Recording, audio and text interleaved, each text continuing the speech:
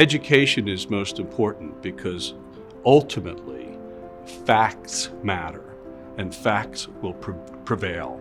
And so that if we can get someone in a non-emotionally charged setting and educate them as to what the issues are, how they should parse them.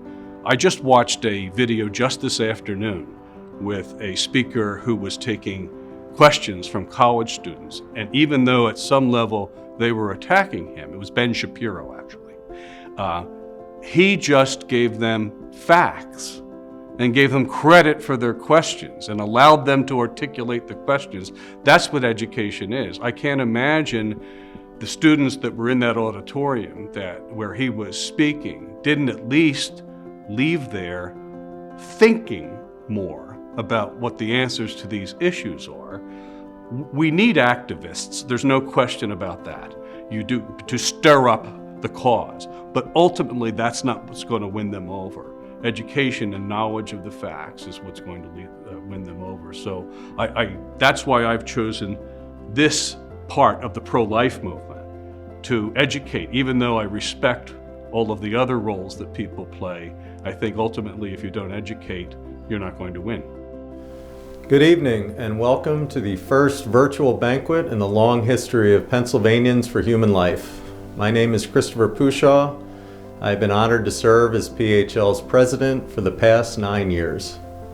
I thank each of you for your long-standing support of our educational mission. I realize this evening's program represents a change in how we traditionally celebrate that mission. As many of you know, while we were able to get our banquet at Springfield Country Club in just under the COVID wire last year, like many institutions, we were not so fortunate this year. I therefore appreciate your flexibility in tuning in this evening. I also thank All About Events and our own Chuck Reimer, who made tonight's virtual program possible. It is that very adaptability that symbolizes our program this evening. PHL has been a beacon in the pro-life mission in this area for nearly 50 years. In that time, we have touched the hearts and minds of hundreds of thousands of students throughout the Delaware Valley. PHL speakers have witnessed to the truth of life by giving presentations ranging from the science of fetal development to the ethical costs of choices made at all stages of the life cycle. Like many nonprofits, Pennsylvanians for Human Life was not immune to the havoc wreaked by COVID-19. However, the measures taken to stop the spread presented us with unique operational challenges.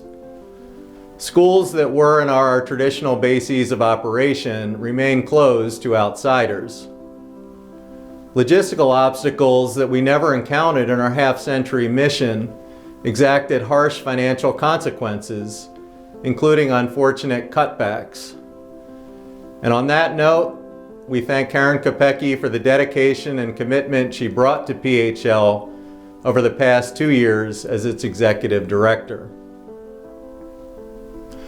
While I was initially discouraged by the many consequences of COVID, as the leader of this unique mission, I came to recognize that these types of challenges transform any worthwhile cause. While we remain hopeful that our schools will open back up to our message, we have also taken steps to adapt our message to a virtual platform. The point of tonight's program is to inaugurate that platform.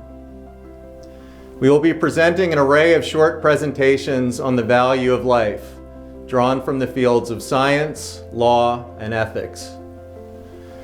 Tonight's recipient of the Margaret Way Hoffner Award, Father Tad Pacholczyk, epitomizes the commitment that PHL makes to offering presentations of high scientific and factual rigor. These aspects seem sadly lacking in general in our cultural discourse these days. PHL will use this evening's program as a touchstone to transform our mission virtually. We will begin to offer an online catalog of PHL presentations on our updated website. We will enhance our social media presence and develop a podcast and blog to increase your access to the message we have always been uniquely poised to deliver. Through these new directions, PHL can push through the challenges brought about by the pandemic. We hope that you'll enjoy this evening's program as well as the future direction of PHL. We thank you for your continued support of our mission and tonight's program.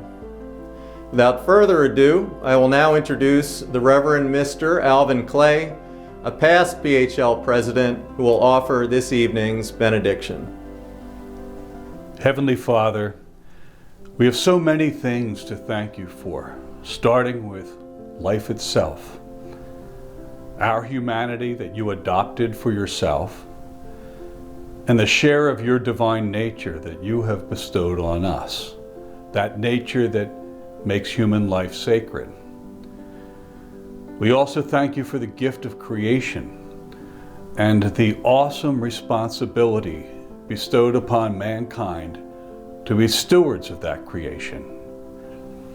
And today we especially thank you for the gift of science, that discipline that gives us the ability to explore and gradually come to understand the complexities and wonder of your creation, your design. Give us the wisdom to understand your plan and the skills and courage to convey that plan to others. Amen. First up, we will share a video that perfectly sums up tonight's themes of science and personhood. The video is entitled, "Is the Embryo a Human?" by Camille Pauly. Without further ado, enjoy this short clip.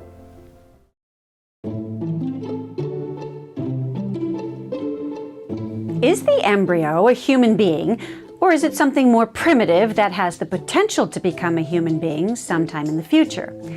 This has to be the single most important question that demands an answer in the abortion debate. Even Supreme Court Justice Harry Blackmun, who wrote the 1973 Roe v. Wade decision legalizing abortion in the United States, acknowledged this when he said, "If this suggestion of personhood is established, the appellant's case, of course, collapses, for the fetus's right to life would then be guaranteed specifically by the amendment," meaning, of course, the 14th Amendment. Unfortunately, Blackmun famously sidestepped the entire issue when he said, "We need not resolve the difficult question of when life begins. When those trained in the respective disciplines of medicine, philosophy, and theology are unable to arrive at any consensus, the judiciary, at this point in the development of man's knowledge, is not in a position to speculate as to the answer." In other words, he was saying important people don't seem to be able to agree, and we're just judges. So we don't really need to answer the question about whether the unborn are full human beings with moral worth, deserving of legal protection.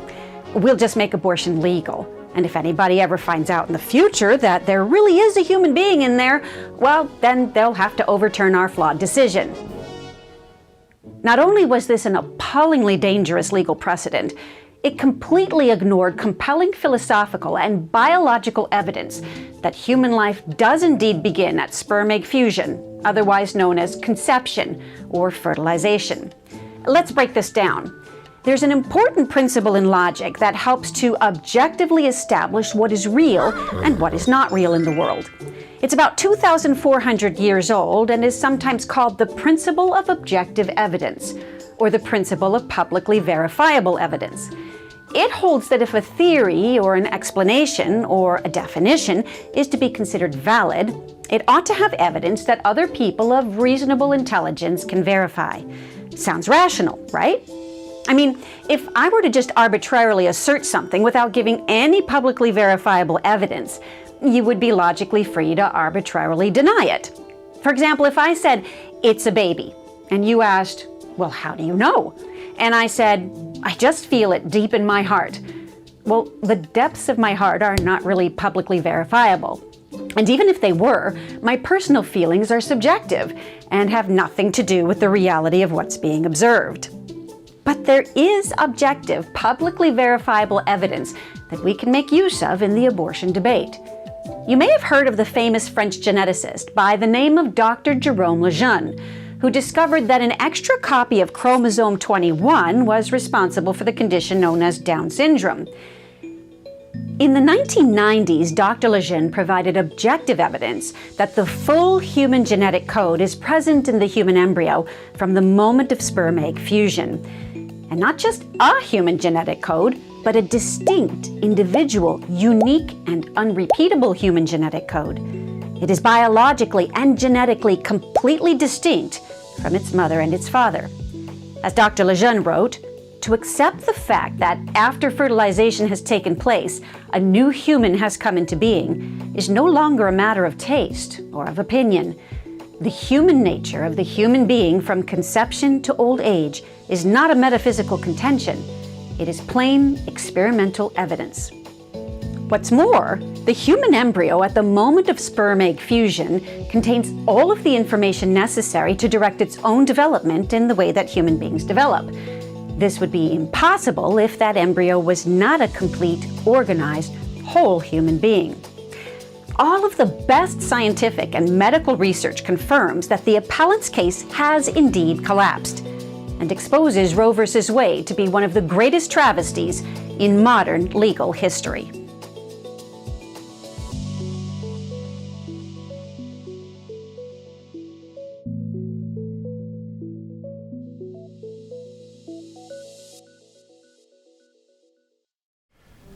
Next up on tonight's program, we have a short clip on how personhood is embedded into our constitutional heritage. This will be presented by Professor Robert J. Pushaw, the James Wilson Endowed Professor of Law at Pepperdine University. And yes, Professor Pushaw just so happens to be my older brother.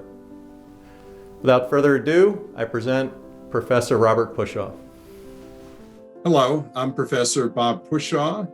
I'm going to be talking about the constitutional law of abortion. Under America's Constitution, the states deal with medical care and all disputed social, moral, and cultural issues. That's why, during America's first 180 years, states assumed complete power to regulate abortion, typically by prohibiting it or strictly regulating it. No one thought these laws violated the Constitution. In 1973, however, the court in Roe v. Wade invented a constitutional right to abortion. The court held that the word liberty in the 14th Amendment included the freedom to abort. It was a woman's private choice. Now, that right was unlimited during the first 3 months of pregnancy, then subject to more stringent regulations during the second trimester. But during the third trimester, when the fetus was viable, a state could ban abortion unless the mother's life or health was at risk. But you see, that exception included the mother's mental health. It's easy to find a psychologist to declare that having a baby is going to cause mental stress, so the exception really swallows the rule. And Roe had other glaring problems, putting aside that it lacked any legal basis. Most notably, the court said that no one really knew when life began. Maybe it was at conception, maybe it was when the mother first felt the baby moving in her womb, maybe it was at viability. Nobody really knew.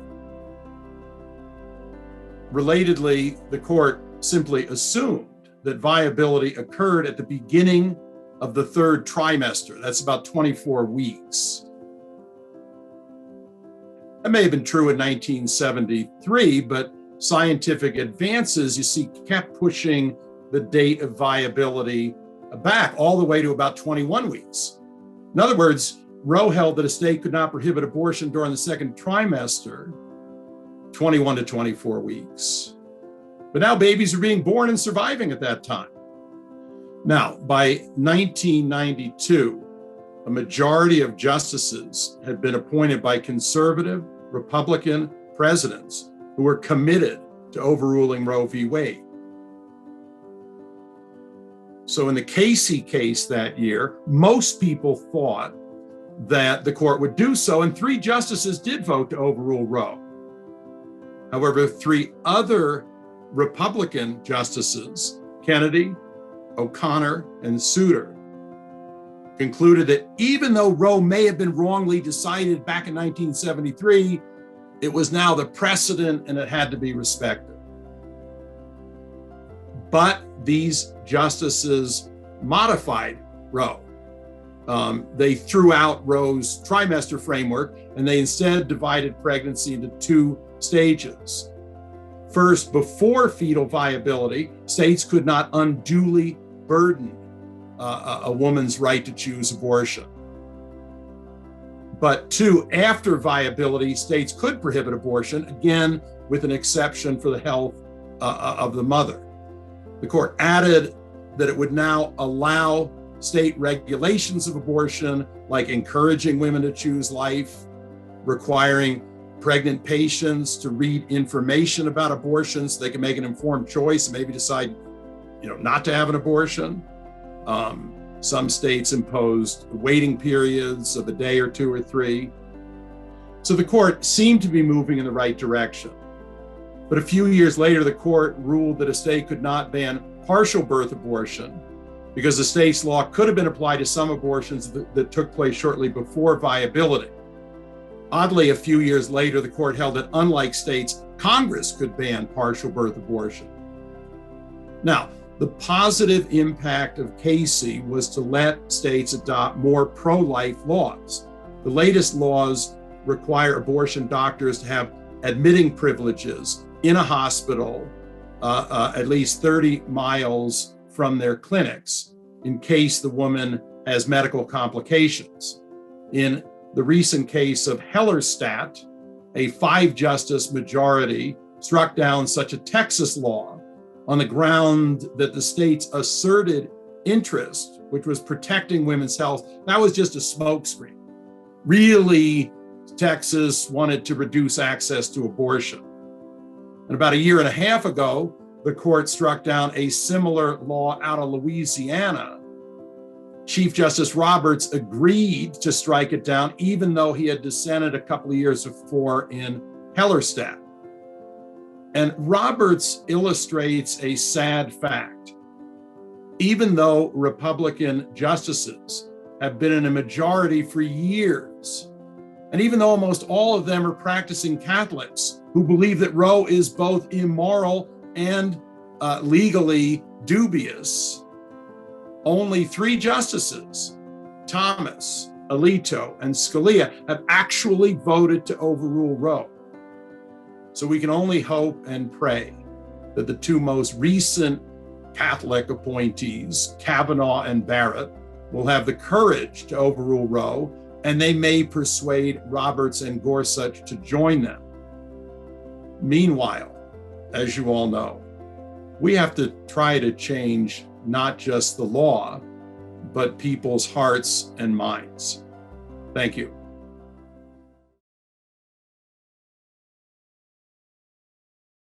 Now we come to a special point in our program this evening, the presentation of the Margaret Way Hoffner Award. The Margaret Way Hoffner Award each year is given to a person that PHL believes most accurately symbolizes the values of our institution, particularly those of transmitting educational presentations of high scientific rigor. Tonight's winner is Father Tad Pacholczyk. Father Tad is the Director of Education at the National Catholic Bioethics Council in Philadelphia and directs the National Catholic Certification Program in Healthcare Ethics. Father Tad has written and researched extensively in the fields of stem cell research and bioethics. Please join me in congratulating Father Tad on the Margaret Way Hoffner Award. I would like to express my thanks to the organizers of the Pennsylvanians for Human Life conference this evening for the opportunity to spend a few moments with you. I'd also like to say a word of significant thanks for having nominated me for the Margaret Way Hoffner Award. It really is a great privilege, and I'm grateful for this honor. I've been given a few minutes that I'd like to spend with you just to say a few words. And I thought it would be of interest to reflect a little bit on the situation in our society. Many of you have been in the trenches working in pro-life for many years, perhaps for many decades. And I think sometimes there can be a certain frustration over the length of the battle and how it seems that abortion continues to be so readily available. And I just wanted to share some reflections of mine from past few months. I've been intrigued a little bit and troubled, frankly, quite troubled, by the way that Planned Parenthood is supported corporately. And as we all know, Planned Parenthood is an organization that is the largest abortion provider in the United States.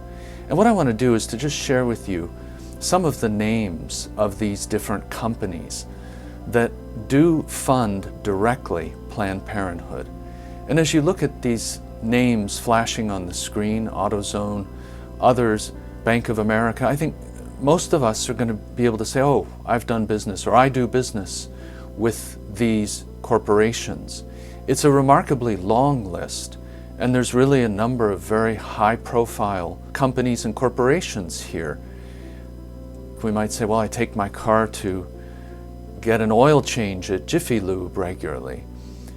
Even some of the vaccine companies like Johnson & Johnson that we've all become familiar with recently during the pandemic. So this list is a reminder, though, that even though it is long and it's rather troubling that we have so many people from these companies providing direct financial support to the evil of the destruction of life in the womb, nevertheless, this also opens for us, I'm convinced, certain possibilities for activity, for steps that we can take to push back here and to effectively curtail what is basically a lifeline, if you will, for Planned Parenthood. So I remember bringing up, I just wanted to share a conversation with my dad many years ago. I remember bringing up to him a point that I had run across somewhere in my readings. I had found out that Home Depot is, was at that time, I said to him, Home Depot is supporting the gay lobby, and the way they're doing this is by providing some of their flatbed trucks for the floats that are used in the gay parades. So on the screen here you can see, here's one of the Home Depot flatbed trucks, and in June of 2011 at the San Francisco parade, this is how they dressed up the truck, and you can see the revelers, and they even were given permission to sometimes wear these orange bibs that the employees wear and to go out in public in this way on behalf of the gay lobby. And so, I brought this up with my dad, and I said, this seems like we shouldn't be shopping at Home Depot. And he said, that's true, but just think about it. This is such a big corporation that if we don't shop there, are they ever going to know that we didn't go shopping there? And he said, he thought about it for a second, and he said, the way that this should really be done is, instead of shopping at Home Depot, we should go to Lowe's and do our shopping there. And then, after we've completed the shopping, we should take our Lowe's receipts and put them all together, add up the grand total of all the money that we spent at Lowe's, and send that as a letter with a letter of complaint to Home Depot and say, look, here are the hundreds or maybe the thousands of dollars that you have lost because you support these floats and you are actively involved in the promotion of the gay lobby. And I thought, that's a very strategic approach. I think my dad was right about that. And I think that's the kind of direction that we ought to be looking at in the future for some of these corporations that I have mentioned. For those of you who are interested in getting that complete list, it's actually even longer than the list that I shared with you. I just kind of picked out a few names. It's available either on my website, fathertad.com, or on the familycouncil.org website. And I think this is something that we as pro-lifers really need to think more and more strategically about and to take steps here, because we have actually a lot more power, a lot more leverage than sometimes we're willing to admit. And I think there's a temptation to be kind of, frankly, passive in the face of this. It really is something that offers us an opportunity, and it's something I wanted to share with you tonight. I thank you for your attention for these few minutes, and hope this may be an opportunity to trigger some further action on behalf of protecting our precious unborn in the womb. So once again, my special thanks to the Pennsylvanians for Human Life for this award, and thanks to all of you for coming on tonight for this gathering. May God bless you, and thank you so much again. Next, we have Dr. Joseph Meany, PhD, the president of the National Catholic Bioethics Center. He will expand on the scientific view of the phrase, life begins at conception. Today I'm going to be speaking to you about life beginning at conception. We did not always know scientifically that human life begins at conception. Aristotle and later St. Thomas Aquinas did not have that information, but the discovery does go back to the 19th century.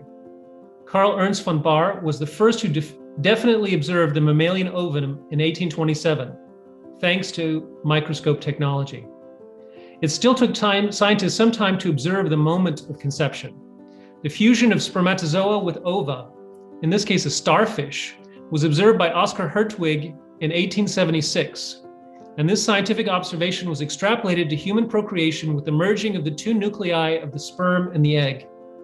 Different scientific theories were proposed and proven or disproven over time, but ever greater clarity emerged over the years that you and I, every human being's life, begins at the moment of conception or fertilization. The genetic discoveries of hereditary genes by the monk Gregor Mendel in the 1850s led to the further advances until the 1950s, when Watson and Crick cracked the code of the double helix structure of DNA. We know scientifically beyond any doubt that our initial DNA guides the formation of our whole body and so many other aspects of our lives. Roe versus Wade's decision by the US Supreme Court made a very false statement. There has always been strong support for the view that human life does not begin until live birth. They also made vague references to new embryological data that purport to indicate that conception is a process over time rather than an event, and that was unscientific even in the 1970s. Along those lines, I have to add an important clarification as a bioethicist. For a time, there was an attempt to convince the scientific community and others to use the term pre-embryo. This proposal came from a scientist who was actually a frog embryologist. He admitted later the purpose of the new classification was to reduce the status of the newly conceived child. Many ethicists and scientists wanted a justification for experimenting on and killing human embryos in the first days of life when they're conceived in vitro in a laboratory in glass Petri dishes as part of in vitro fertilization, IVF, or to extract their embryonic stem cells. The scientific problem they faced was the following. We have known for a very long time that a fundamental change happens when the nuclei of the sperm and the egg fuse. 23 chromosomes from the father and 23 chromosomes from the mother combine to form a unique new human being. The first one-cell stage of human life, the zygote, contains all the genetic information and coding for each one of us. Before fertilization, we do not exist. Afterwards, all we do is grow and develop in a continuous process. In 2016, there was a marvelous discovery. There's a flash of light at the moment of conception when the sperm enters the egg that was captured using special cameras. and show the release of zinc atoms at the moment a new boy or girl starts their life. We do not begin as a confused blob of cells. We begin with a flash of light at the procreation of a new human being. This new, unique person is very small, tinier than a grain of salt, and totally dependent on his mother to be sustained, but is also incredibly powerful. The little boy or girl stops his or her mother's menstrual cycle by releasing human chorionic gonadotropin, HCG. In fact, the embryo and later fetus really plays a very active role from the beginning to the end of pregnancy. The big exception to this is if the mother decides to have an abortion and end the life of her child. Many of us will have read Dr. Seuss as children. I heard these wise words as a child in Horton Hears a Who. A person is a person, no matter how small. Next we have Deacon Al Clay. Al has been a former president of Pennsylvanians for Human Life. He is the founder and managing partner of Alvin Clay Advisors, LLC. He is a certified financial planner and certified public accountant. He is also on the National Catholic Bioethics Council. He is going to discuss the tax advantages of charitable giving. Take it away, Al. I've taken off my Roman collar. I'm here to speak to you in my capacity as a financial advisor rather than a deacon of the church. I don't need to tell you that the past year has been difficult financially for many nonprofit organizations and others as well, even threatening their continued existence. Pennsylvanians for Human Life continues to struggle, particularly because our major fundraiser, the Celebrate Life banquet, has been canceled because of the government's COVID restrictions. We need your help. So I'd like to take a few minutes to summarize some ideas and techniques that you may use to help us. You may remember the Tax Cut and Jobs Act of 2017.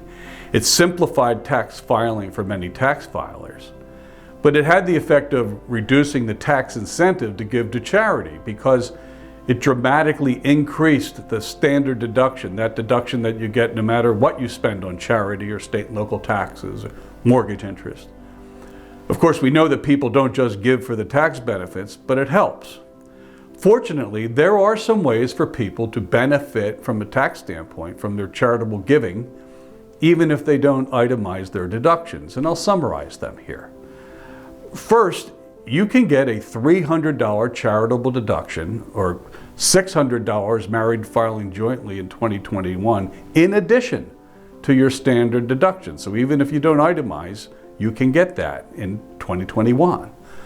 Also, and this is very important for those who qualify, taxpayers over the age of 70 and a half can make charitable contributions of up to $100,000 a year directly from their IRA accounts, and it can be very beneficial.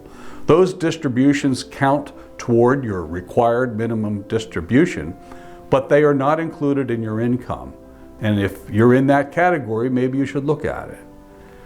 Next, this is a golden oldie, but it still exists with the recent run-up in the stock market. A gift of appreciated assets might make sense to you. If you give shares of stock or a mutual fund that you've held for more than a year, and you give that as a gift, a charitable gift, your tax deduction, if you itemize, is equal to the market value of your gift, regardless of what it may have cost you to purchase it. You avoid the capital gains tax. There are other more sophisticated strategies where you can put money permanently aside for a charity, get a tax deduction, but continue to get the income from the amount that you set aside until you pass away. And then what's left goes to the charity. These things have to be done correctly, and they may require some advice. So I'm going to offer you this. If anyone is considering making a gift to Pennsylvanians for Human Life, I'd be happy to give a complimentary consultation in my professional capacity. And you can find my contact information at Pennsylvanians for Human Life or at alvinclay.com. And I have one last suggestion. Here's a technique that's very easy. It's a monthly contribution that's charged to your credit card. So I ask you the question, can you afford $10, $25, $100 per month or more to help PHL survive and thrive. If you can, call the office and we can set it up. Thank you. The last formal part of tonight's program will be given by Dave Osick. Dave is a member of the PHL Board of Directors. He is also the chair of its Capital Committee. Dave will be talking about the future direction of PHL and how you can help. Thanks, Chris. My name is Dave Osick, and I would like to thank all of you for attending our first virtual banquet. I would also like to thank all the past board members, volunteers, staff, and supporters that have made it possible for PHL to carry out its mission of educating our citizens about the dignity of human life from moment of conception until natural death. Finally, a special thank you to Chuck Reimer of our board and Mary Ellen Devlin, our office manager. My goal is to paint a picture for the future of Pennsylvania for human life. In the past, we have relied primarily upon classroom instruction from our volunteers. This involved little or no cost. We want to continue this instruction and expand our educational mission. Our board has decided to go all digital and use modern technology to spread our message. Instead of a single 40-minute presentation once a year, we will develop and make available to both teachers and students a menu of options that both can view and use at their convenience. These will also be available to parents and the general public, thus extending our reach. We want to be a one-stop site for all things relating to the dignity of life from moment of conception until natural death. Our children and young adults are being constantly bombarded with messages that tell them, if it feels good, do it. We need to tell them the truth, that each of us is a beloved child of God, that God knows and loves each of us with an unconditional love, and we need, with His help, to love each other rather than use and abuse others for our pleasure. Each of us has to make a choice to follow the world or to follow our Creator. To accomplish this, I am asking for your support. Your financial gifts will enable us to find and hire dedicated employees. We will also be able to partner with vendors such as All About Events, Allure Films, and Pledgeling, who have made this event possible. Your gifts will allow us to engage with such authors as Bishop Robert Barron, Abby Johnson from the movie Unplanned, and Scott Klusendorf, our speaker at last year's banquet. Our goal is to make our message attractive and powerful. We want to use the wealth of material available to help people better understand God's plan for all of us. It is critical that we do this now. The lie being promoted in our society is engage in sexual activity with no consequences. I observe the results of this lie every Friday when I see young moms enter Planned Parenthood in Westchester to fix their dilemma. We need to reach them before they are pressured to make a life or death decision. Scott Klusendorf at last year's dinner shared his conversion story. He was at a meeting similar to this and saw a video of an 8-minute surgical abortion. He thought of the Good Samaritan parable. You may recall that the priest and Levite passed by the injured man on the other side of the road and did nothing to help him. The foreigner stopped, bandaged his wounds, and took him to the nearest inn and paid for his care. Scott decided he would make a difference and has worked tirelessly for the last 30 years, full-time, to help prevent abortions. Please join the board in this most worthwhile effort. Each member of the board has pledged a monthly contribution to get this expanded vision started. We cannot do this without you. I am asking you to join us in making a sacrificial monthly gift. If you cannot do monthly, please pledge a one-time gift to join in this effort. Every gift is worthwhile and valued. To make your gift now, text SCIENCE, SCIENCE, to 707070. We greatly appreciate your previous generosity and know that we need to offset the world's message and to spread the good news. Thank you, and may the Lord continue to bless you and your family.